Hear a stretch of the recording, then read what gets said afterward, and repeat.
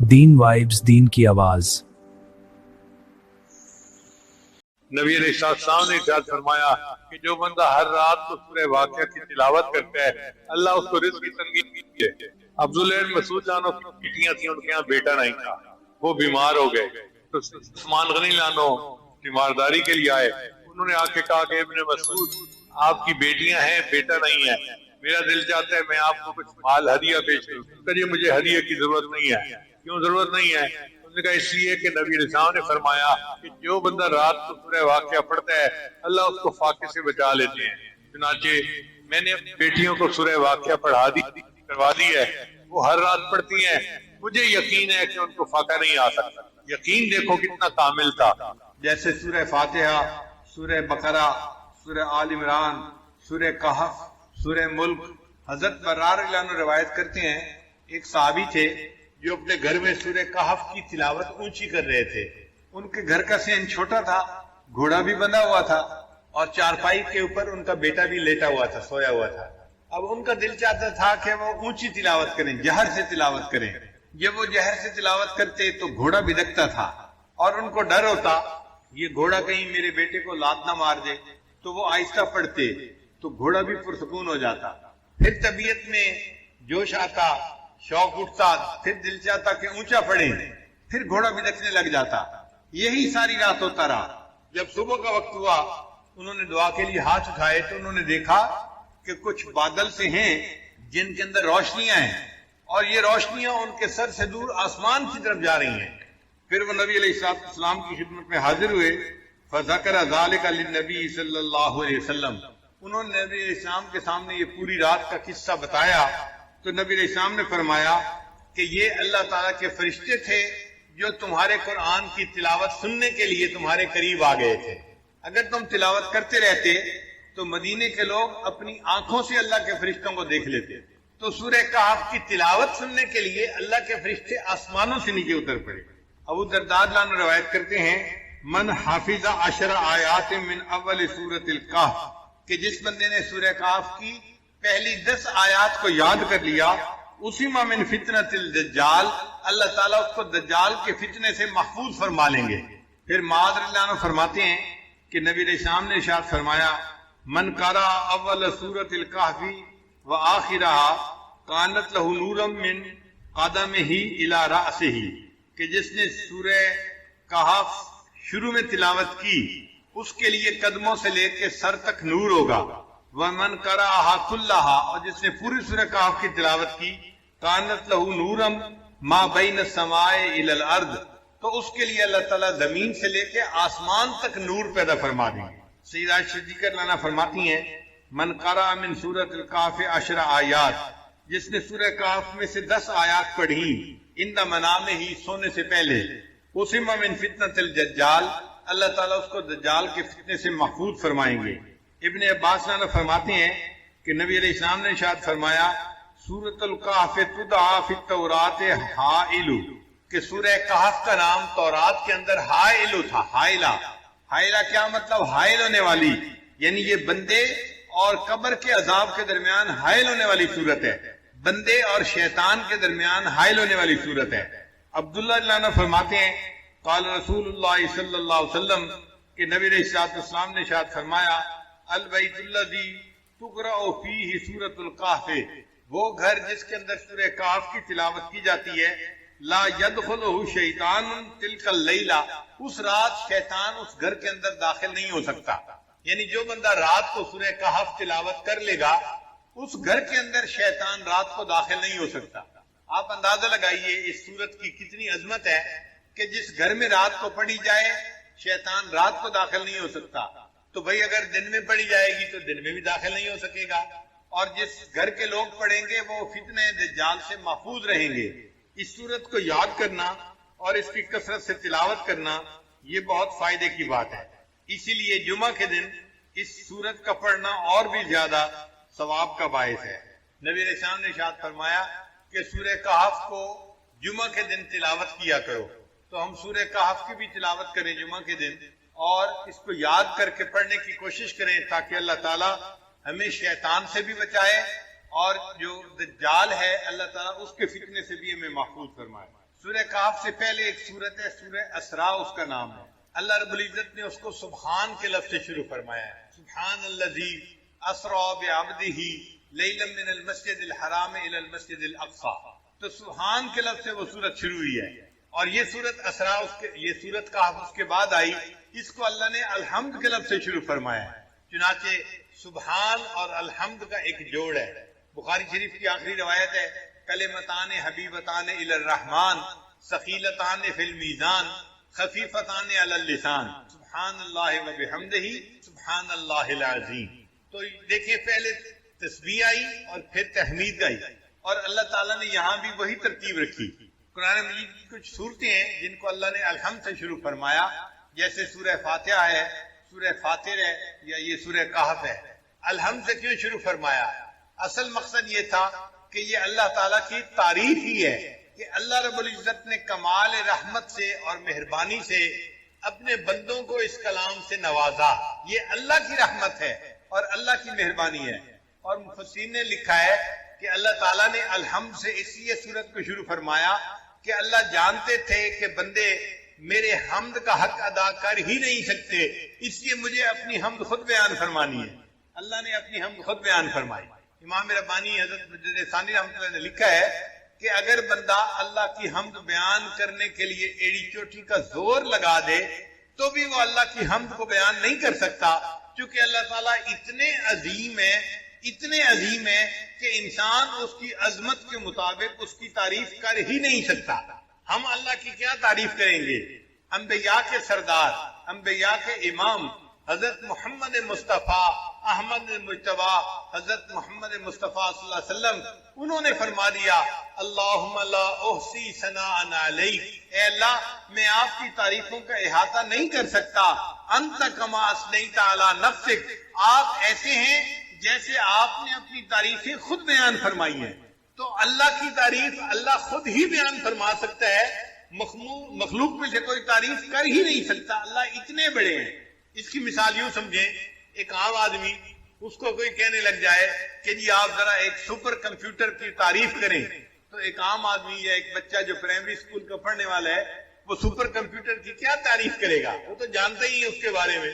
اسی طرح ہم بندے ہیں، ہم اللہ کی عظمت کی حقیقت کو جانتے ہی نہیں، اس لیے ہم اس کی تعریف کر ہی نہیں سکتے۔ جتنی تعریفیں کریں گے یہ تعریفیں نیچے رہ جائیں گی۔ اللہ کی شان اس سے بھی بڑی ہے، اس سے بھی بڑی ہے، اس سے بھی بڑی ہے۔ اللہ تعالیٰ بہت بڑے ہیں۔ اسی نبی علیہ السلام نے ارشاد فرمایا کہ اے اللہ ما عبدنا کا حق کا عبادت، ہم نے آپ کی عبادت ایسے نہیں کی جیسی عبادت کرنے کا حق تھا، ہم عبادت کا حق ادا کر ہی نہیں سکتے۔ امام ربانی مجدد ثانی رحمۃ اللہ فرماتے ہیں کہ کوئی بندہ کتنے خلوص سے عبادت کیوں نہ کرے، کتنی یکسوئی کے ساتھ، کتنی توجہ کے ساتھ، کتنی جو ہے وہ یکسوئی کے ساتھ عبادت کرے، وہ اللہ کی عبادت کا حق ادا کر ہی نہیں سکتا۔ اس کی عبادت نیچے رہ جاتی ہے۔ اللہ کی شان اس سے بھی اونچی ہے، اس سے بھی اونچی ہے، اس سے بھی اونچی ہے۔ اب یہاں پہ ایک سوال پیدا ہوتا ہے کہ جب ہم اللہ تعالیٰ کی حمد بیان کر ہی نہیں سکتے جیسے اللہ تعالیٰ اونچے ہیں، حمد کے لائق ہیں، پھر ثواب کیوں ملتا ہے؟ پھر ثواب کیوں ملتا ہے بندے کو؟ تو علماء نے اس کا جواب دیا۔ علماء جواب دیتے ہیں کہ اگر باپ اپنے بیٹے کو اسکول داخل کروائے نا، اور شام کو بچہ گھر واپس آئے اور آ کے کہ ابو میں نے لکھنا سیکھا ہے، باپ کہتا ہے بیٹا دکھاؤ تختی، تو بیٹا تختی دکھاتا ہے، اس نے ٹیڑھی سیڑھی لائنیں لگائی ہوتی ہیں، کچھ سمجھ میں نہیں آ رہا ہوتا، لیکن باپ اس کو انکریج کرنے کے لیے اس کا دل یہ حلال ہے یا نہیں۔ اور حلال اور حرام دیکھنا تو نسبتاً آسان ہوتا ہے، جو مشتبہ ہوتا ہے وہ اور زیادہ مشکل ہے۔ ہمارے حضرت مرشد عالم رحمۃ اللہ علیہ کے بڑے صاحبزادے حضرت مولانا عبد الرحمن قاسمی رحمۃ اللہ علیہ واقعہ سنانے لگے کہ ایک مرتبہ حضرت مرشد عالم رحمۃ اللہ علیہ بیرون ملک کے سفر پر گئے ہوئے تھے، اور حضرت خواجہ عبد المالک صدیقی رحمۃ اللہ علیہ وہ اسلام آباد تشریف لائے ہوئے تھے، اور واپسی پہ وہ چکوال تشریف لے آئے۔ تو کہنے لگے کہ میں اب گھر میں تھا تو مجھے ہی سارا انتظام کرنا تھا، میں نے حضرت کو بٹھایا اور اماں جی کو بتایا کہ امی حضرت تشریف لائے ہیں، آپ کھانا بنا دیجیے۔ اور جب کھانے کا وقت آیا تو میں نے کھانا لے کے دسترخوان کے اوپر لگایا، اور صدیقی رحمۃ اللہ علیہ سے عرض کیا کہ حضرت آپ کھانا کھائیے. حضرت دسترخوان پہ تو بیٹھے رہے لیکن کھانا نہیں کھایا. جب میں نے دوسری تیسری دفعہ کہا کہ حضرت کھانا کھائیں تو حضرت نے میری طرف دیکھ کر مجھ سے کہا کہ تمہارے گھر میں یہ سور کیسے داخل ہوا؟ تمہارے گھر میں یہ سور کیسے داخل ہوا؟ کہنے لگے میرے تو چکے چھوٹ گئے, پسینہ آ گیا کہ حضرت کیا فرما رہے ہیں کہ تمہارے گھر میں یہ سور کیسے داخل ہوا؟ میں گھر آیا اور میں نے اماں جی سے کہا کہ اماں جی حضرت کھانا نہیں کھا رہے اور فرما رہے ہیں کہ تمہارے گھر میں یہ سور کیسے داخل ہوا؟ کہنے لگے کہ اماں جی نے سر پکڑ لیا اور کہنے لگی اوہو مجھ سے بڑی غلطی ہوئی, میں ہمیشہ حضرت کا کھانا اپنے گھر سے بنایا کرتی تھی. یہ میری جو پڑوسن عورت ہے یہ مدتوں سے مجھے کہہ رہی تھی کہ تمہارے شیخ جب آئیں گے تو ان کا کھانا ایک وقت کا میں بناؤں گی. تو پڑوس کا لحاظ کرتے ہوئے میں نے اسے کہہ دیا تھا کہ حضرت آئے ہیں کھانا آپ بنا دو, یہ کھانا ہمارے گھر کا نہیں پکا ہوا, یہ پڑوسی کے گھر کا پکا ہوا. صاحبزادہ صاحب کہنے لگے کہ میں نے سوچا کہ وہ تو اسکول ماسٹر تھے تو ان کا حرام کا مال کیسے ہو گیا؟ وہ تو ڈیوٹی دیتے ہیں اور تنخواہ کا پیسہ لیتے ہیں, حرام کا پیسہ تو نہیں. کہنے لگے جب تحقیق کی تو پتہ چلا کہ وہ اپنی تنخواہ بینک میں رکھتے تھے اور بینک میں رکھنے کی وجہ سے اس میں سود کے کچھ پیسے شامل ہو جاتے تھے. وہ جو حلال مال کے اندر سود کے تھوڑے سے پیسے شامل ہو جاتے تھے اس کی وجہ سے پورا مال جو ہے حرام بن گیا تھا. اور حضرت صدیقی رحمۃ اللہ نے کشف کی نظر سے پہچان لیا اور فرمایا کہ بتاؤ تمہارے گھر کے اندر یہ سور کیسے داخل ہوئے؟ پھر اماں جی نے اپنے گھر سے آٹا لیا اور کھانا بنایا اور حضرت صدیقی رحمۃ اللہ نے پھر کھانا نوش فرمایا. اس لیے ولایت کے میدان میں دو چیزیں بڑی اہم ہیں, رزق حلال اور صدق مقال. انسان بات کرے تو سچ بات کرے, جھوٹ سے بچے. اور دوسری بات کہ انسان کھانا کھائے تو حلال کھائے, کیونکہ اگر حرام کھانا ہوگا تو حدیث مطابق حدیث پاک میں آتا ہے کہ اس بندے کی دعا قبول نہیں کی جاتی. حدیث مبارکہ میں ہے کہ رو رو کے بندہ دعا مانگ رہا ہے, بیت اللہ سے لپٹ کے دعا مانگ رہا ہے, حالانکہ اس کا لباس حرام کا, اس کا کھانا حرام کا, اس بندے کی دعا کیسے قبول ہو سکتی ہے؟ ہماری دعاؤں کی قبولیت کے نہ ہونے کی بنیادی وجہ مال کا پوری طرح حلال نہ ہونا. اس پہ بہت دھیان رکھنا چاہیے اور جو چیز منہ میں ڈالیں اس سے پہلے 100 دفعہ سوچنا چاہیے کہ یہ حلال ہے یا نہیں.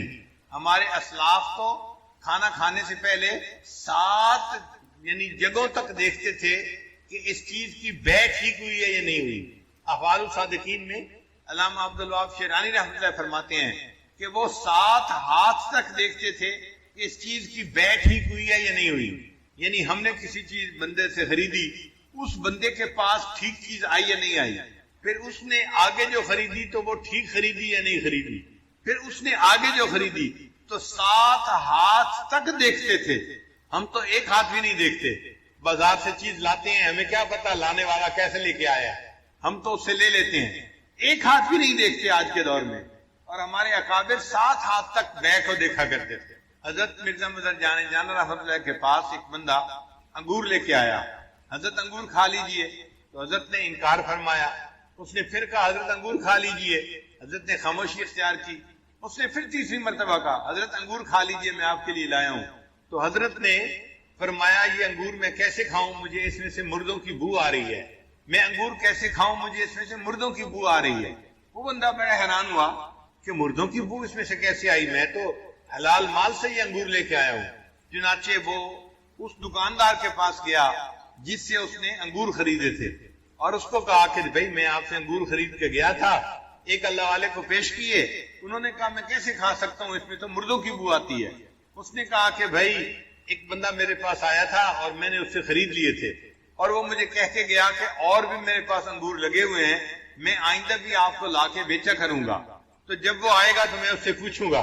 چنانچہ اگلے دن جب وہ انگور بیچنے والا آیا تو دکاندار نے اس سے پوچھا کہ تم یہ انگور لائے کہاں سے. اس بندے نے بتایا کہ قبرستان کی ایک جگہ تھی جس کو اس نے اپنی زمین کے طور پہ بنا لیا تھا, یعنی قبروں کے نشان مٹ گئے اور اس نے اپنی زمین ذاتی بنا لیا. اس پہ اس نے انگور کی بیلیں لگائی تھیں اور وہاں پہ یہ انگور اگے ہوئے تھے. اور اس جگہ کے انگوروں کو دیکھ کے مرزا مظہر جان رحمۃ اللہ نے پہچان لیا کہ اس میں سے مردوں کی بو آ رہی ہے, چونکہ وہ قبرستان کے اندر لگائے گئے تھے. تو ہمارے اکابر 7 ہاتھ تک مال کو دیکھا کرتے تھے اور آج کے سالکین ایک ہاتھ بھی نہیں دیکھتے. ہم یہ کہتے ہیں کہ چلو بھائی زیادہ اور تحقیق نہیں کر سکتے نہ کرو, لیکن اتنا تو کہو کہ جہاں سے لے رہے ہیں کم از کم وہ دینے والا بھی تو ٹھیک بندہ ہونا. اب حلال مال سے حرام ریسٹورنٹ سے چیز خرید لینا، یہ جو غیر ملکی چیزیں ملتی ہیں، میکڈونلڈ ہے، فلاں ہے، کیا ریسیپی ہے اللہ جانے، ہمیں نہیں پتا اس کے بارے میں. ہم ان کے حلال کی تصدیق نہیں کر سکتے، ہم ان کے حلال ہونے کے بارے میں کچھ نہیں کہہ سکتے. اس کا ایک ہی طریقہ ہے کہ انسان ایسی جگہوں سے کھانا کھانا یا کھانے پینے کی چیزیں کھانا بند کر دے. اگر نہیں بند کرے گا اپنے مہینوں کی محنت کو منٹوں سیکنڈوں کے اندر ضائع کر بیٹھے گا. ایک لقمہ اندر گیا اور دل کی ساری روحانیت باہر نکل گئی. اس لیے رزق حلال ولایت کے راستے میں بہت اہمیت رکھتا ہے. وہ آدمی جس کے ذمے کھانا لانا لگایا گیا، وہ شہر میں گیا تو ایک جگہ اس کو کھانے کی دکان ملی، اس نے کھانا خریدا. اب جب پیسے دینے کا وقت آیا تو اس وقت سکے ہوتے تھے، چاندی کے سکے. اس کے پاس جو اپنے وقت کے سکے تھے اس نے نکال کے دیے تو دکاندار حیران ہو گیا کہ یہ کرنسی تو نہیں ہے یہاں کی. وہ کرنسی تو 300 سال پہلے کی تھی اور یہ بندہ اب اس کو دے رہا تھا. اچھا، دینے والے کو بھی پتہ نہیں تھا کہ 300 سال کا عرصہ گزر چکا ہے. وہ سمجھا تھا ہم کل ہی تو گھر سے آئے ہیں اور یہ نقدی تو چلتی ہے، اس کو میں دے رہا ہوں. اس نے پوچھا بھائی تمہیں یہ ملی کہاں سے، کوئی خزانہ ملا ہے؟ اس نے کہا نہیں. اس نے کہا پھر کیسے ملی؟ اب اس کو بتانا پڑ گیا کہ جی ہم تو گھر سے نکلے تھے اور ایک جگہ پہنچے، وہاں تھوڑی دیر سوئے، کھانا لینے آیا اور میں آپ کے پاس یہ پیسے لے کے آیا ہوں. آپ کہتے ہیں یہ تو بڑے پرانے ہیں. اس دکاندار نے لوگوں کو بتایا تو لوگ جو تھے وہ سارے اس کے ساتھ گئے اور انہوں نے جا کے اس جگہ کو دیکھا. تو اس طرح اصحاب کہف کا پتہ چل گیا. اللہ کی شان کے جو کھانا لے کے گیا، یہ جب واپس گیا تو یہ گیا، اس کو بھی پھر نیند آ گئی، یہ بھی وہاں جا کے سو گیا. اللہ تعالیٰ اپنی قدرت دکھانا چاہتے تھے کہ لوگوں تم سمجھتے ہو کہ قیامت کے دن کوئی ہمیں زندہ نہیں کر سکے گا. میں دنیا میں دکھا دیتا ہوں کہ میں جس کو چاہوں 300 سال سلا دوں اور ان 300 سالوں میں اس کا جسم خراب بھی نہ ہو، اور پھر میں اگر اس کو جگانا چاہوں تو میں اس کو جگا کے بھی دکھا دیتا ہوں. تو سلانا اور جگانا یہ میرے اختیار میں ہے. موت دینا اور پھر قیامت کے دن اس کو کھڑا کرنا یہ میرے اختیار میں ہے. اللہ کی شان دیکھیں کہ جب یہ لوگ اٹھے تھے اس وقت جو بادشاہ تھا وہ ایمان والا تھا، وہ اللہ کو ماننے والا تھا. ان لوگوں کو پتہ نہیں تھا کہ وہ اللہ کو ماننے والا ہے اور وہ بھی نیک آدمی ہے. اور پوری قوم جو تھی اس وقت ایمان والی بن چکی تھی. جب مرے تھے تو قوم کافر تھی، جب 300 سال کے بعد جاگے تو اللہ نے حالات بدل دیے تھے، پوری قوم مسلمان مومن بن چکی تھی. پھر ان لوگوں نے مشورہ کیا ہم ان کے لیے کوئی نشانی بنائیں، تو انہوں نے ان کے کہف کے دروازے کے اوپر ایک مسجد بنا دی نشانی کے طور پر. تو یہ واقعہ قرآن مجید میں اللہ رب العزت نے اتار دیا تاکہ مشرکین کو ان کا جواب مل جائے. عجیب بات یہ کہ مشرکین کو جواب بھی مل گیا. نہ مشرکین ایمان لائے نہ یہودی ایمان لائے، ایمان کوئی نہیں لایا. اس لیے کہ سوال جو پوچھنے والے ہوتے ہیں وہ ایمان سے محروم ہوتے ہیں، ان کو کوئی کچھ نہیں ملتا. تو قرآن مجید میں اس واقعے کی تفصیل جو ہے وہ موجود ہے. تاہم اس سورت کی احادیث کے اندر بڑی فضیلت آئی ہے. ذرا آپ اس فضیلت کو بھی سن لیجئے تاکہ پتہ چل جائے کہ سورہ کہف کے کیا فضائل ہیں. بعض سورتوں کے خاص خاص فضائل احادیث میں وارد ہوئے ہیں، جیسے سورہ فاتحہ، سورہ بقرہ، سورہ آل عمران، سورہ کہف، سورہ ملک، سورہ کافرون، الاخلاص اور موعظتین. حضرت برار رضی اللہ عنہ روایت کرتے ہیں ایک صحابی تھے جو اپنے گھر میں سورہ کہف کی تلاوت اونچی کر رہے تھے. ان کے گھر کا صحن چھوٹا تھا، گھوڑا بھی بندھا ہوا تھا اور چارپائی کے اوپر ان کا بیٹا بھی لیٹا ہوا تھا، سویا ہوا تھا. اب ان کا دل چاہتا تھا کہ وہ اونچی تلاوت کریں، جہر سے تلاوت کریں. جب وہ جہر سے تلاوت کرتے تو گھوڑا بدکتا تھا اور ان کو ڈر ہوتا یہ گھوڑا کہیں میرے بیٹے کو لات نہ مار دے. تو وہ آہستہ پڑھتے تو گھوڑا بھی پرسکون ہو جاتا. پھر طبیعت میں جوش آتا، شوق اٹھتا، پھر دل چاہتا کہ اونچا پڑھیں، پھر گھوڑا بدکنے لگ جاتا. یہی ساری رات ہوتا رہا. جب صبح کا وقت ہوا انہوں نے دعا کے لیے ہاتھ اٹھائے تو انہوں نے دیکھا کہ کچھ بادل سے ہیں جن کے اندر روشنیاں ہیں اور یہ روشنیاں ان کے سر سے دور آسمان کی طرف جا رہی ہیں. پھر وہ نبی علیہ السلام کی خدمت میں حاضر ہوئے. فذکر ذلک للنبی صلی اللہ علیہ وسلم. انہوں نے نبی علیہ السلام کے سامنے یہ پوری رات کا قصہ بتایا تو نبی علیہ السلام نے فرمایا کہ یہ اللہ تعالیٰ کے فرشتے تھے جو تمہارے قرآن کی تلاوت سننے کے لیے تمہارے قریب آ گئے تھے۔ اگر تم تلاوت کرتے رہتے تو مدینے کے لوگ اپنی آنکھوں سے اللہ کے فرشتوں کو دیکھ لیتے۔ تو سورہ کہف کی تلاوت سننے کے لیے اللہ کے فرشتے آسمانوں سے نیچے اتر پڑے۔ ابو درداء رضی اللہ عنہ روایت کرتے ہیں من حافظ 10 آیات من اول سورۃ الکہف، کہ جس بندے نے سورہ کہف کی پہلی 10 آیات کو یاد کر لیا، اسی ما من فتنۃ الدجال، اللہ تعالیٰ اس کو دجال کے فتنے سے محفوظ فرما لیں گے۔ معاذ رضی اللہ عنہ فرماتے ہیں کہ نبی علیہ السلام نے ارشاد فرمایا من قرأ اول سورۃ الکہف وآخرها کانت لہ نورا من قدمہ الی رأسہ، کہ جس نے سورہ کہف شروع میں تلاوت کی اس کے لیے قدموں سے لے کے سر تک نور ہوگا۔ ومن قرأها كلها، اور جس نے پوری سورہ کہف کی تلاوت کی کانت لہ نورا ما بین السماء الی الارض، تو اس کے لیے اللہ تعالیٰ زمین سے لے کے آسمان تک نور پیدا فرما دیں گے۔ صدیقہ لانا فرماتی ہیں من قرأ من سورۃ الکہف 10 آیات، جس نے سورہ کہف میں سے 10 آیات پڑھی اندہ منامہ ہی، سونے سے پہلے، اسم من فتنۃ الدجال، اللہ تعالیٰ اس کو دجال کے فتنے سے محفوظ فرمائیں گے۔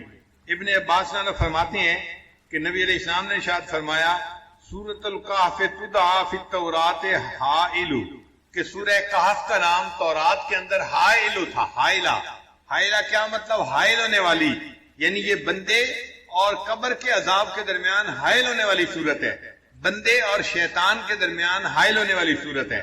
عبداللہ رضی اللہ عنہ فرماتے ہیں قال رسول اللہ صلی اللہ علیہ وسلم، کہ نبی علیہ السلام نے ارشاد فرمایا البیت الذی تقرأ فیہ سورۃ الکہف، وہ گھر جس کے اندر سورہ کہف کی تلاوت کی جاتی ہے، لا یدخلہ شیطان تلک اللیلہ، اس رات شیطان اس گھر کے اندر داخل نہیں ہو سکتا۔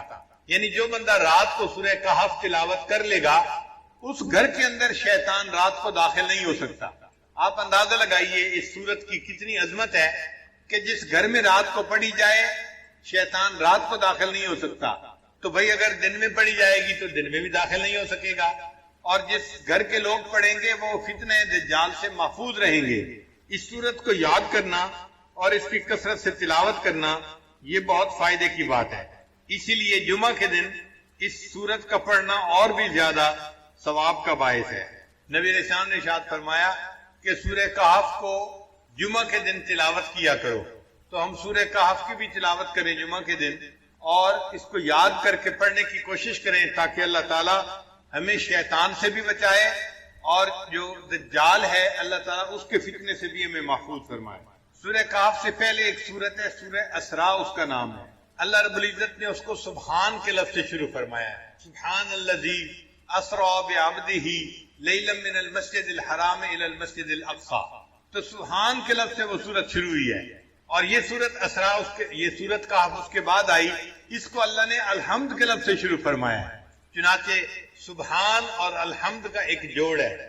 بخاری شریف کی آخری روایت ہے کلمتان حبیبتان الی الرحمن ثقیلتان فی المیزان خفیفتان علی اللسان سبحان اللہ و بحمدہ سبحان اللہ العظیم۔ تو دیکھیں پہلے تسبیح آئی اور پھر تحمید آئی، اور اللہ تعالیٰ نے یہاں بھی وہی ترتیب رکھی۔ قرآن مجید کی کچھ صورتیں ہیں جن کو اللہ نے الحمد سے شروع فرمایا، جیسے سورہ فاتحہ ہے، سورہ فاتر ہے، یا یہ سورہ کہف ہے۔ الحمد سے کیوں شروع فرمایا؟ اصل مقصد یہ تھا کہ یہ اللہ تعالیٰ کی تعریف ہی ہے کہ اللہ رب العزت نے کمال رحمت سے اور مہربانی سے اپنے بندوں کو اس کلام سے نوازا۔ یہ اللہ کی رحمت ہے اور اللہ کی مہربانی ہے، اور مفسرین نے لکھا ہے کہ اللہ تعالیٰ نے الحمد سے اس لیے سورت کو شروع فرمایا کہ اللہ جانتے تھے کہ بندے میرے حمد کا حق ادا کر ہی نہیں سکتے، اس لیے مجھے اپنی حمد خود بیان فرمانی ہے۔ اللہ نے اپنی حمد خود بیان فرمائی۔ امام ربانی حضرت مجدد ثانی رحمۃ اللہ نے لکھا ہے کہ اگر بندہ اللہ کی حمد بیان کرنے کے لیے ایڑی چوٹی کا زور لگا دے تو بھی وہ اللہ کی حمد کو بیان نہیں کر سکتا، چونکہ اللہ تعالیٰ اتنے عظیم ہے کہ انسان اس کی عظمت کے مطابق اس کی تعریف کر ہی نہیں سکتا۔ ہم اللہ کی کیا تعریف کریں گے؟ انبیاء کے سردار، انبیاء کے امام حضرت محمد مصطفیٰ احمد مجتبی حضرت محمد مصطفیٰ صلی اللہ علیہ وسلم انہوں نے فرما دیا اللہم لا احصی ثناء علیک، اے اللہ میں آپ کی تعریفوں کا احاطہ نہیں کر سکتا، انت کما اثنیت علی نفسک، آپ ایسے ہیں جیسے آپ نے اپنی تعریفیں خود بیان فرمائی ہیں۔ تو اللہ کی تعریف اللہ خود ہی بیان فرما سکتا ہے، مخلوق میں سے کوئی تعریف کر ہی نہیں سکتا، اللہ اتنے بڑے ہیں۔ اس کی مثال یوں سمجھیں، ایک عام آدمی اس کو کوئی کہنے لگ جائے کہ جی آپ ذرا ایک سپر کمپیوٹر کی تعریف کریں، تو ایک عام آدمی یا ایک بچہ جو پرائمری اسکول کا پڑھنے والا ہے وہ سپر کمپیوٹر کی کیا تعریف کرے گا، وہ تو جانتا ہی ہے اس کے بارے میں۔ اسی طرح ہم بندے ہیں، ہم اللہ کی عظمت کی حقیقت کو جانتے ہی نہیں، اس لیے ہم اس کی تعریف کر ہی نہیں سکتے۔ جتنی تعریفیں کریں گے یہ تعریفیں نیچے رہ جائیں گی۔ اللہ کی شان اس سے بھی بڑی ہے، اس سے بھی بڑی ہے، اس سے بھی بڑی ہے۔ اللہ تعالیٰ بہت بڑے ہیں۔ اسی نبی علیہ السلام نے ارشاد فرمایا کہ اے اللہ ما عبدنا کا حق کا عبادتک، ہم نے آپ کی عبادت ایسے نہیں کی جیسی عبادت کرنے کا حق تھا، ہم عبادت کا حق ادا کر ہی نہیں سکتے۔ امام ربانی مجدد ثانی رحمۃ اللہ فرماتے ہیں کہ کوئی بندہ کتنے خلوص سے عبادت کیوں نہ کرے، کتنی یکسوئی کے ساتھ، کتنی توجہ کے ساتھ، کتنی جو ہے وہ یکسوئی کے ساتھ عبادت کرے، وہ اللہ کی عبادت کا حق ادا کر ہی نہیں سکتا، اس کی عبادت نیچے رہ جاتی ہے۔ اللہ کی شان اس سے بھی اونچی ہے، اس سے بھی اونچی ہے، اس سے بھی اونچی ہے۔ اب یہاں پہ ایک سوال پیدا ہوتا ہے کہ جب ہم اللہ تعالیٰ کی حمد بیان کر ہی نہیں سکتے جیسے اللہ تعالیٰ اونچے ہیں، حمد کے لائق ہیں، پھر ثواب کیوں ملتا ہے؟ پھر ثواب کیوں ملتا ہے بندے کو؟ تو علماء نے اس کا جواب دیا۔ علماء جواب دیتے ہیں کہ اگر باپ اپنے بیٹے کو اسکول داخل کروائے نا، اور شام کو بچہ گھر واپس آئے اور آ کے کہ ابو میں نے لکھنا سیکھا ہے، باپ کہتا ہے بیٹا دکھاؤ تختی، تو بیٹا تختی دکھاتا ہے، اس نے ٹیڑھی سیڑھی لائنیں لگائی ہوتی ہیں، کچھ سمجھ میں نہیں آ رہا ہوتا، لیکن باپ اس کو انکریج کرنے کے لیے، اس کا دل رکھنے کے لیے اس کو آئس کریم انعام لے کے دے دیتا ہے۔ یہ جو آئس کریم کا انعام ہے یہ خوش خطی کا انعام نہیں ہے، یہ اس کا دل رکھنے کے لیے اس پر شفقت کا اظہار ہے۔ اسی طرح اللہ جو ہماری عبادتیں قبول کرتے ہیں وہ ہماری عبادتوں کی کوئی اچھائی نہیں ہوتی، بلکہ اللہ ان اللہ بالناس لرؤوف الرحیم، اپنے بندوں پر رؤوف اور رحیم ہے، اس کی رافت اور رحمت کا یہ تقاضا ہے۔ اللہ اپنے بندوں کی ٹوٹی پھوٹی عبادت پر بھی ان کو اجر عطا فرما دیتا ہے۔ اس لیے اللہ تعالیٰ نے اس سورت کو الحمد کے لفظ سے شروع فرمایا، الحمدللہ الذی انزل علی عبدہ الکتاب ولم یجعل لہ عوجا، سب تعریف اللہ ہی کے لیے ہے جس نے اپنے بندے پر کتاب نازل فرمائی اور اس کتاب میں ذرا بھی کجی نہیں رکھی۔ یعنی یہ کتاب ایسی ہے کہ اس میں کوئی کمی نہیں، کوئی کجی نہیں ہے، نہ کوئی آپس میں ایک دوسرے کے ساتھ جو ہے فرق ہے، نہ کوئی کمزوری ہے، کسی قسم کی کوئی کمزوری ہے ہی نہیں۔ یہ ایسی کتاب ہے کہ جو بالکل جو ہے ہر قسم کے سقم سے پاک اور بالا تر کتاب ہے، اللہ کا کلام ہے، قیمہ، استقامت دینے والی کتاب ہے۔ لِيُنذِرَ بَأْسًا شَدِيدًا مِّن لَّدُنْهُ وَيُبَشِّرَ الْمُؤْمِنِينَ الَّذِينَ يَعْمَلُونَ الصَّالِحَاتِ أَنَّ لَهُمْ أَجْرًا حَسَنًا، تاکہ وہ اللہ کی طرف سے سخت عذاب سے ڈرائے۔ یعنی جو لوگ ایمان نہیں لاتے اور نیک اعمال نہیں کرتے، قرآن ان کو ڈراتا ہے آخرت کے عذاب سے۔ اس میں ترغیب بھی ہے، ترہیب بھی ہے۔ نیک لوگوں کو جنت کی بشارت دی جاتی ہے اور جو بات کو نہیں مانتے ان کو جہنم کی عذاب کے بارے میں بتایا جاتا ہے، تاکہ ڈرائے ان لوگوں کو سخت عذاب سے، اور مومنین کو بشارت دے جو نیک عمل کرتے ہیں کہ ان کے لیے اچھا اجر ہے۔ اچھا اجر کون سا ہے؟ مومنین کے لیے جنت اللہ نے بہترین اجر بنایا ہے۔ ماکثین فیہ ابدا، وہ اس میں ہمیشہ رہیں گے، جنت میں ہمیشہ ہمیشہ رہیں گے۔ وَيُنذِرَ الَّذِينَ قَالُوا اتَّخَذَ اللَّهُ وَلَدًا، اور یہ قرآن ڈرائے ان لوگوں کو جنہوں نے کہا کہ اللہ تعالیٰ اولاد رکھتا ہے۔ بعض ایسے بھی لوگ گزرے ہیں جو کہتے تھے کہ اللہ تعالیٰ کی اولاد ہے۔ چنانچہ جو مشرکین تھے وہ کہتے تھے کہ جو ملائکہ ہیں وہ اللہ کی بیٹیاں ہیں، ملائکہ کو، فرشتوں کو اللہ کی بیٹیاں کہتے تھے، اور یہود جو تھے وہ عزیر علیہ السلام کو اللہ کا بیٹا کہتے تھے، اور جو عیسائی تھے وہ حضرت عیسیٰ علیہ السلام کو اللہ کا بیٹا کہتے تھے۔ یعنی یہ تینوں قسم کے لوگ اللہ کی اولاد مانتے تھے۔ ایک مسلمان ہے جو یقین رکھتے ہیں کہ اے اللہ آپ اولاد سے پاک ہیں، قل واللہ احد اللہ الصمد لم یلد ولم یولد ولم یکن لہ کفوا احد، اور اسی لیے اللہ تعالیٰ کو ایمان والوں سے محبت ہے کہ یہ میری عظمت کو جانتے ہیں اور میرے اوپر صحیح ایمان لانے والے بندے ہیں۔ اللہ تعالیٰ کو اس بات پہ بہت غصہ آتا ہے کہ کوئی ان کے ساتھ اولاد کو جوڑے۔ فرماتے ہیں ما لہم بہی من علم ولا لآبائہم، اس کے بارے میں کچھ بھی علم نہیں ہے ان لوگوں کو اور نہ ان کے باپ دادوں کو، یعنی یہ بھی جاہل ہیں اور ان کے باپ دادا جو کہتے تھے نا کہ اللہ کی اولاد ہے وہ بھی جاہل ہیں، اس لیے کہ سانپ کا بیٹا سانپ ہی ہوتا ہے۔ یہ جاہل تھے، انہوں نے اولاد جنی تو وہ بھی جاہل ہی نکلی، اور ان کی اولاد نے بھی کہا کہ اللہ تعالیٰ کا بیٹا ہے۔ اللہ فرماتے ہیں کبرت کلمۃ تخرج من افواہہم، کہ بڑے بول ہیں جو ان کے منہوں سے نکل رہا ہے، ان یقولون الا کذبا، یہ نہیں بولتے مگر جھوٹ، یہ جھوٹ بات کر رہے ہیں۔ پھر اللہ تعالیٰ نے اپنے پیارے حبیب صلی اللہ علیہ وسلم کی تسلی فرمائی کہ چونکہ اللہ کے حبیب صلی اللہ علیہ وسلم 15 دن وحی نہ آنے کی وجہ سے بہت غمزدہ بھی تھے، اللہ فرماتے ہیں فَلَعَلَّكَ بَاخِعٌ نَفْسَكَ عَلَىٰ آثَارِهِمْ إِن لَّمْ يُؤْمِنُوا بِهَٰذَا الْحَدِيثِ أَسَفًا، تو ایسا تو نہیں کہ آپ ان کے پیچھے اپنی جان کو غم کی وجہ سے ہلاک کر دینے والے ہیں اور یہ لوگ اس مضمون پر ایمان نہ لائیں۔ ایک حدیث مبارکہ میں آتا ہے کہ اللہ تعالیٰ نے موسیٰ علیہ السلام کو فرمایا کیا آپ اس بات کو پسند کرتے ہیں کہ میں آپ کے ساتھ آپ کے گھر میں رہوں؟ اب اللہ فرمانے ہیں اور موسیٰ علیہ السلام کو کہہ رہے ہیں کہ موسیٰ علیہ السلام کیا آپ اس بات کو پسند کرتے ہیں کہ میں آپ کے ساتھ آپ کے گھر میں رہوں؟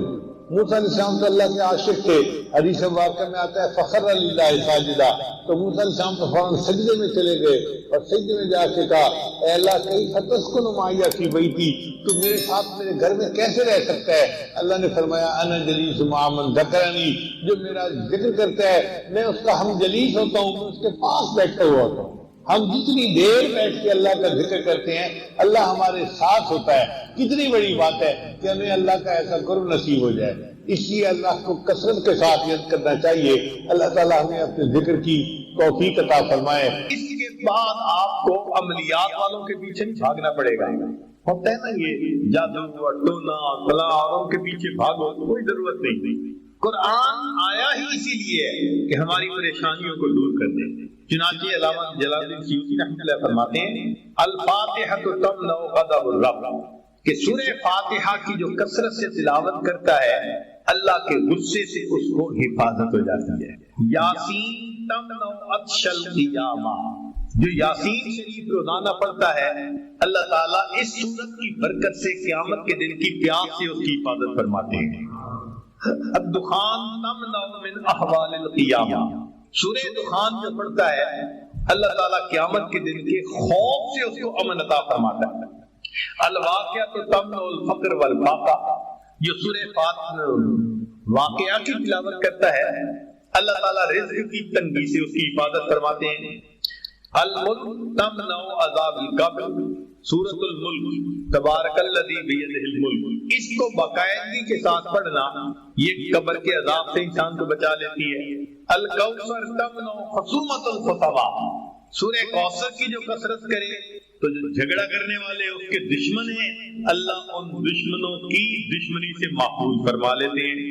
الکافرون تمنع الکفر عند النزاع، جو سورہ کافرون کو پڑھتا ہے کثرت کے ساتھ اللہ تعالیٰ موت کے وقت کافر بننے سے حفاظت فرما دیتے ہیں۔ الاخلاص تمنع النفاق، جو سورہ اخلاص کی تلاوت کرتا ہے اللہ تعالیٰ اس کو نفاق سے بری فرما دیتے ہیں۔ الفلق تمنع حسد الحاسدین، سورہ فلق کی تلاوت زیادہ کرے گا تو اللہ حاسدوں کے حسد سے بچائیں گے۔ والناس تمنع الوساوس، اور جو انسان سورۃ الناس کی کثرت کرتا ہے اللہ شیطان کے وساوس سے اس کی حفاظت فرماتا ہے۔ اب اللہ کے حبیب صلی اللہ علیہ وسلم نے ہمیں یہ باتیں بتا دی تو ہمیں کس بات کی پریشانی ہے؟ کوئی حسد کرتا ہے، کوئی دشمنی کرتا ہے، کوئی اپنے ہمیں نقصان پہنچانے کی کوشش کرتا ہے، دل میں یقین رکھے نقصان پہنچانے سے بچانے والا زیادہ بڑا ہے۔ جب اللہ پہ توکل رکھیں گے تو اللہ حفاظت فرمائے گا، اور اگر کوئی آپ کے ساتھ برائی کرے یا زیادتی کرے آپ اللہ کے لیے معاف کر دیں، اللہ کے لیے معاف کر دیں۔ چنانچہ معافی کا ایک عجیب حدیث عامل لوگ بتاتے ہیں یا جس کی وجہ سے عامل لوگ الٹا لوٹتے ہیں لوگوں کو اور ان کے عقیدے خراب کرتے ہیں.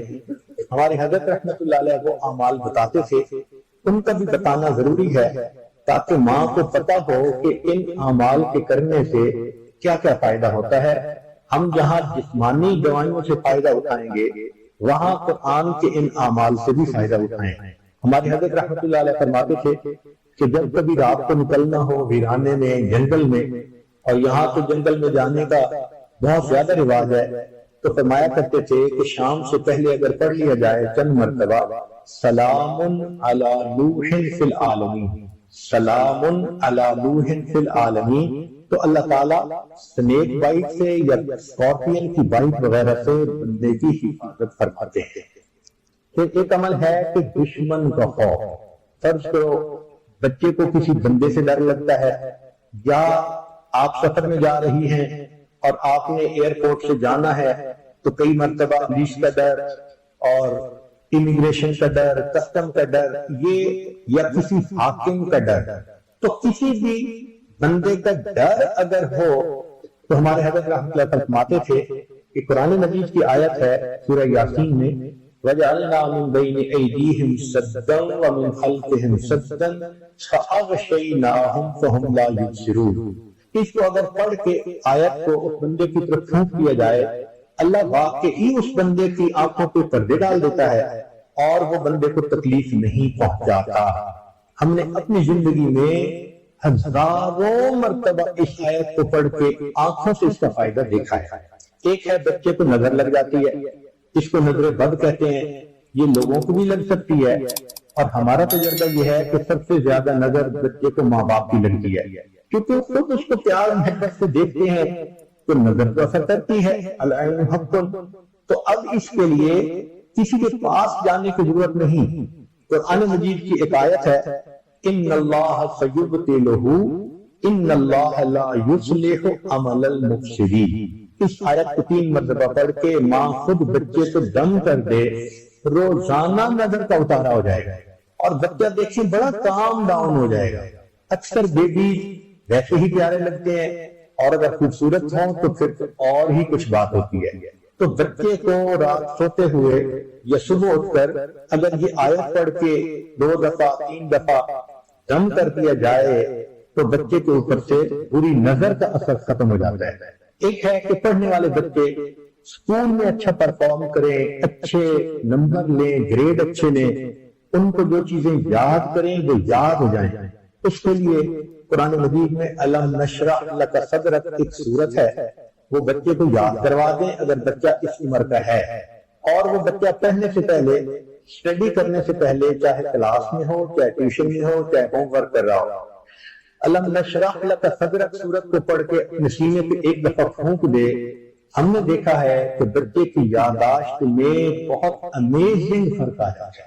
ہم یہ عمل عام طور پر ان بچیوں کو بتاتے ہیں جو حافظ بن رہے ہوتے ہیں، ان کو میمورائزیشن میں پرابلم ہوتی ہے، تو الحمدللہ سینکڑوں حفاظ پر تجربہ کیا ہم نے، اس آیت کو پڑھنے کا ہمیشہ فائدہ ہوتا ہے. اکثر لوگ پریشان ہوتے ہیں بزنس کی وجہ سے، خرچے کی تنگی کی وجہ سے، قرض کی وجہ سے، تو مائیں اس پریشانی میں بچوں پہ توجہ بھی نہیں دے پاتی. تو اس کے لیے بھی ایک عمل ساتھ سن لیجیے. ہمارے حضرت مرشد عالم رحمۃ اللہ علیہ فرماتے تھے کہ جب بھی نماز پڑھیں ہر نماز کے بعد اول آخر ایک دفعہ درود شریف اور درمیان میں 7 مرتبہ سورۃ لإیلاف قریش، پوری سورت 7 دفعہ پڑھیں، چھوٹی سی سورت ہے، اور پھر دعا مانگیں. اس عمل کو کرنے سے رزق کی کوئی بھی پریشانی ہو اللہ اس پریشانی کو دور فرما دیتے ہیں. یہ باتیں بچوں کی جسمانی صحت کے اللہ تعالیٰ فرماتے ہیں وَذَاكِرِينَ اللَّهَ كَثِيرًا وَالذَّاكِرَاتِ أَعَدَّ اللَّهُ لَهُم مَغْفِرَةً وَأَجْرًا عَظِيمًا. تو گویا ذکر کثیر کرنے والوں کے لیے اللہ نے مغفرت کی خوشخبری عطا فرما دی. حدیث قدسی ہے اے ابن آدم مجھے فجر اور عصر کے بعد دیر کے لیے یاد کرو، میں ان 2 اوقات کے درمیان تمہارے کاموں کی کفایت کروں. یعنی فجر سے دن کی ابتدا ہوتی ہے اور عصر سے دن کی انتہا ہوتی ہے. اگر ان 2 اوقات میں بندہ اللہ کو یاد کر لے تو درمیان کا وقت جو ہے اللہ اس بندے کی مدد فرماتا ہے، اس کے رزق میں برکت، اس کے مال میں برکت، کاروبار میں برکت، ہر کام میں برکت۔ اس لیے مشائخ فجر اور عصر کے بعد مراقبہ ذکر وغیرہ کے لیے کہتے ہیں۔ فجر کے وقت کو تو ہماری پنجابی زبان میں کہتے ہیں نور کی رویلا، یعنی نورانی وقت ہوتا ہے، اور اس وقت میں چونکہ شیخ کے بتائے ہوئے معمولات کیے جاتے ہیں تو اس کا نام ہی انہوں نے نور کی رویلا رکھا، اور عصر کے بعد بھی اللہ کو یاد کیا جائے تو اللہ کی برکت۔ اب آپ اندازہ لگائیے اللہ کو یاد کرنے سے سارا بندے کے ساتھ اللہ اس کے کام کرتا ہے۔ ایک مرتبہ اللہ تعالیٰ نے حضرت موسیٰ علیہ السلام پر وحی نازل فرمائی، اَتُحِبُّ أَنْ أَسْكُنَ مَعَكَ فِي بَيْتِكَ يَا موسیٰ، اے موسیٰ علیہ السلام کیا آپ پسند کرتے ہیں کہ میں تیرے ساتھ تیرے گھر پہ رہوں؟ فَخَرَّ لِلَّهِ سَاجِدًا، موسیٰ علیہ السلام کو اللہ کے عاشق سے سجدے میں جا گرے، پوچھنے لگے كَيْفَ تَسْكُنُ مَعِيَ فِي بَيْتِي، اے اللہ تو کیسے میرے ساتھ میرے گھر پہ رہ سکتا ہے؟ اللہ نے فرمایا انا جلیس مع من ذکرنی، جو میرا ذکر کرتا ہے میں اس کا ہم جلیس ہوں، یعنی جو اللہ کو یاد کرتا ہے میں اس کے ساتھ ہوتا ہوں، اس کے پاس ہوتا ہوں۔ بتائیے کتنی بڑی نعمت ہے کہ جتنی دیر بندہ ذکر کرے اتنی دیر اللہ اس کے ساتھ ہوتا ہے۔ کئی لوگوں کو دیکھا کہ بیمار ہوتے ہیں، کبھی ہسپتال کا چکر، کبھی ڈاکٹر کے پیچھے، تو نبی علیہ السلام نے ایک حدیث پاک میں فرمایا، اس حدیث کو مسند احمد نے روایت کیا اور طبرانی نے روایت کیا کہ جو شخص فجر کے بعد 3 مرتبہ یہ دعا پڑھ لے اللہ 4 مرضوں سے اس کو نجات عطا فرما دیتے ہیں۔ امید ہے کہ مستورات توجہ سے یہ بات سنیں گی اور اس کی اہمیت کو ذرا سمجھیں گی کہ جو شخص فجر کے بعد 3 مرتبہ یہ آیت پڑھ لے تو اللہ تعالیٰ اس کو 4 بڑے بڑے مرضوں سے بچائیں گے۔ نمبر 1 پاگل پن، اگر کوئی آدمی مینٹلی ان بیلنسڈ ہو، ریٹارڈڈ ہو، یا جس بندے کو چیزیں بھول جاتی ہوں یا چیزیں یاد نہ رہتی ہوں، ذہن سے متعلقہ جو بیماریاں ہیں وہ اسی پاگل پن کے زمرے میں آئیں گی، یا کسی کو مرگی کی بیماری ہوتی ہے وہ بھی اسی زمرے میں آئے گی۔ تو پہلی بیماری جو اللہ تعالیٰ دور کرتے ہیں وہ ہے پاگل پن، اور دوسری بیماری کوڑ پن۔ کوڑ پن کہتے ہیں چہرہ بدصورت ہو جانا، یہ بھی ہو سکتا ہے کہ برس کی بیماری ہو جائے، جیسے بعض عورتوں کو جلد بالکل سفید ہو جاتی ہے اور عجیب بدنما چہرہ ہو جاتا ہے، یا کئی مرتبہ جسم پہ تل اتنے نکل آتے ہیں، دانے اتنے نکل آتے ہیں کہ چہرہ بدنما ہو جاتا ہے، یا چہرے پر داغ پڑ جاتے ہیں کالے رنگ کے۔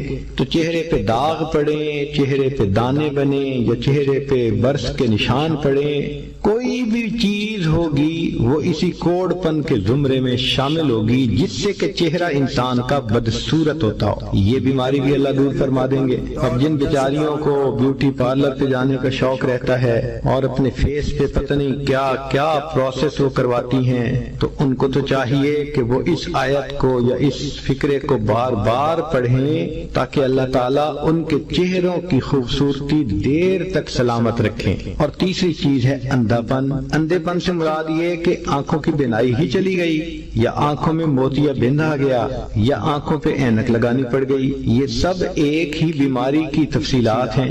تو جن کی نظر کمزور وہ بھی پڑھ سکتی ہیں، یا جن کو لینز لگانے پڑتے ہیں، کنٹیکٹ لینز سے ہی یا کوئی اور، اس مصیبت سے بھی جان چھوٹ گئی۔ اور جن کی بینائی چلی گئی اللہ ان کے لیے بھی آسانیاں فرما دیتے ہیں۔ تو پاگل پن کی بیماری ختم، کوڑ پن کی بیماری ختم، اندھے پن کی بیماری ختم، اور چوتھا فرمایا فالج کی بیماری ختم۔ فالج ایک تو ہوتا ہے کہ انسان کا ہاتھ یا پاؤں کام ہی نہ کریں، اور ایک یہ بھی ہوتا ہے کہ اتنی ویکنیس کہ عورت کہتی ہے مجھ سے تو کھڑا ہی نہیں ہوا جاتا، میرے پاؤں سن ہو جاتے ہیں، میرے ہاتھ سن ہو جاتے ہیں۔ یہ ساری چیزیں کمزوری اور فالج کی ابتدائی سٹیجز ہیں، تو یہ سب چیزیں ٹھیک ہو جاتی ہیں۔ اب بتائیں کہ اتنی بڑی بڑی بیماریوں سے جس بندے کو بچنے کی خوشخبری مل رہی ہو تو وہ تو پھر اس عمل کو کیے بغیر رہ ہی نہیں سکتا۔ اور یہ عمل دیکھو چھوٹا کتنا ہے، وہ جو فکرہ فرمایا حدیث میں وہ ہے سبحان اللہ۔ حضرت زید بن حارثہ رضی اللہ عنہ ایک صحابی تھے، وہ ایک مرتبہ مکہ مکرمہ سے مدینہ جا رہے تھے۔ فرماتے ہیں کہ میں اکیلا تھا اور تھک گیا تھا، تو میں نے ایک خچر والے کو کہا کہ مجھے میری منزل تک پہنچا دو۔ اس نے کہا میں اتنا کرایہ لوں گا، آپ میرے خچر پہ بیٹھ جاؤ۔ میں بیٹھ گیا، مجھے راستے کا پتہ نہیں تھا، وہ مجھے راستے سے لے جاتا ایک ایسی جگہ لے کر پہنچا کہ جہاں بہت سارے انسانوں کی لاشیں، ان کی ہڈیاں پڑی ہوئی تھی، کھوپڑیاں پڑی ہوئی تھی۔ تو میں حیران ہو گیا۔ اس وقت اس نے خنجر نکالا اور کہا کہ دیکھ، تم جو ہے نا وہ جو کچھ ہے مجھے دے دو، میں ڈاکو ہوں اور میں اس طریقے سے لوگوں کو لوٹا کرتا ہوں۔ انہوں نے کہا کہ بھائی تمہیں مال پیسہ چاہیے تو میں دے دیتا ہوں، تم مجھے قتل کیوں کرتے ہو؟ اس نے کہا کہ نہیں، میں تمہارا نام و نشان مٹاؤں گا، میں